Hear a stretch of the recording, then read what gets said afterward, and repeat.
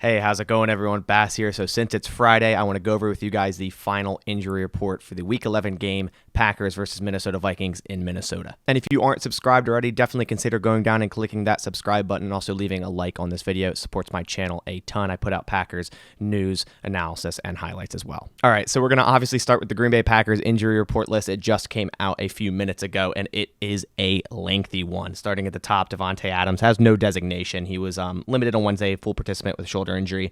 On Thursday and Friday, he is good to go. David Bakhtiari, on the other hand, is out. He did not practice all week. Now, Bakhtiari practiced a little bit last week, and then he didn't practice at all this week. So that's definitely a little bit worrying. I guess he's just not 100% yet.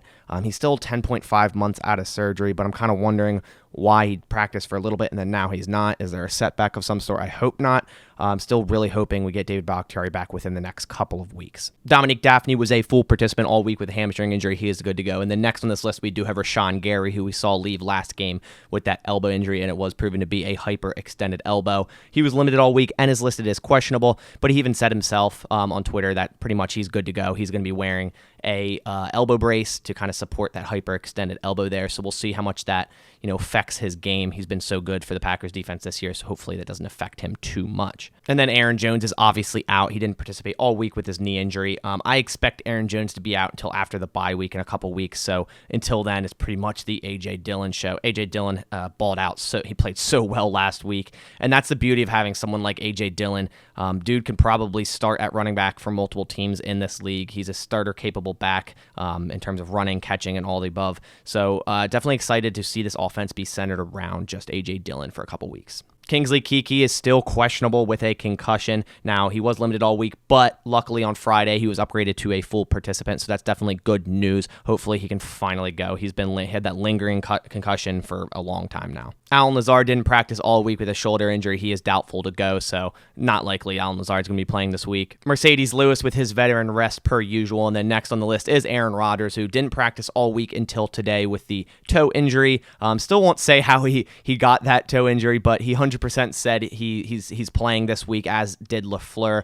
Now, it's a little worrying that he hasn't had many practice snaps in the past few weeks with COVID knocking him out, and then, of course, this toe injury. So we'll see how that really affects him. Aaron Rodgers is the type of player who you wouldn't expect to fully need these practice snaps to play good. Now, he didn't play too well last week, but he usually doesn't have two bad games in a row. Then we have a few more guys with no injury designations, one of which being Darnell Savage, limited participant pretty much all week with an ankle injury. It looks like he wasn't listed on Wednesday, so I don't know if he picked up an ankle injury in practice, tweaked a little bit, so definitely something to monitor, though. Equineme St. Brown, full participant all week. He has no injury designation, as well as Eric Stokes with a full participation all week with no designation. As for Malik Taylor, he didn't practice all week with the abdomen injury. He is out, so definitely look for someone else on special teams in terms of playing gunner, and then also kick return. He was their kick return after Kylan Hill tore his ACL, so I'm kind of interested to see who the Packers put back there because the special teams just has not been good at all this year, so we'll see what they do. And then finally, we have Marquez Valdez-Scantling, who has a hip injury, who was not listed on Wednesday, just like Darnell Savage, but is limited the next 2 days on Thursday and Friday. Again, that usually means they picked up a small injury in practice, but he has no designation, so he's going to play. But like I said with Savage, something to monitor. Now moving on to the much shorter Minnesota Vikings injury report. At the top there of Anthony Barr knows that designation, limited all week with a knee injury. And then next on the list, we have a familiar name, which is Brashad Breeland, that ex-Packer cornerback. He's been their starting left cornerback pretty much all year. He's been okay this year. He's limited all week. He is questionable to go, so something to definitely monitor in terms of their defense. They have a few good corners out there that could replace him, though. Then to wrap up their list, they have Ryan Connolly, who was a full participant on Friday, no designation. Wyatt Davis, who did not participate on Friday, who's out. He's their rookie third-round guard who hasn't played a snap all year, so really nothing new there. And Adam Thielen with the heel Achilles injury, who's been a full participant all week. He has no designation and will be playing on Sunday. So overall, the Green Bay Packers, once again, are just very banged up per usual. They have been all year. They've overcame that all year. Definitely a hard task to be injured so many starters and just still overcoming and still winning football games. I give them mad props for that.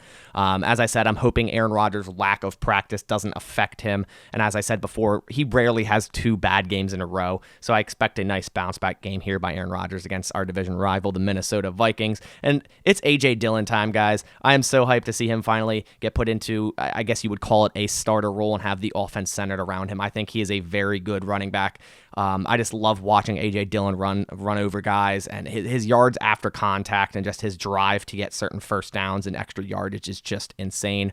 Definitely very, very excited to watch a full-on A.J. Dillon game, or a couple games, I guess you could say. Overall, let's just get to the bye week. This team is so banged up, and they surely need this bye week. But that about does it for today's video. Just wanted to update you guys very quickly on the final injury report for the Green Bay Packers versus Minnesota Vikings Week 11 game. On that note, I'll catch you on the next one. As always, go Pack Go.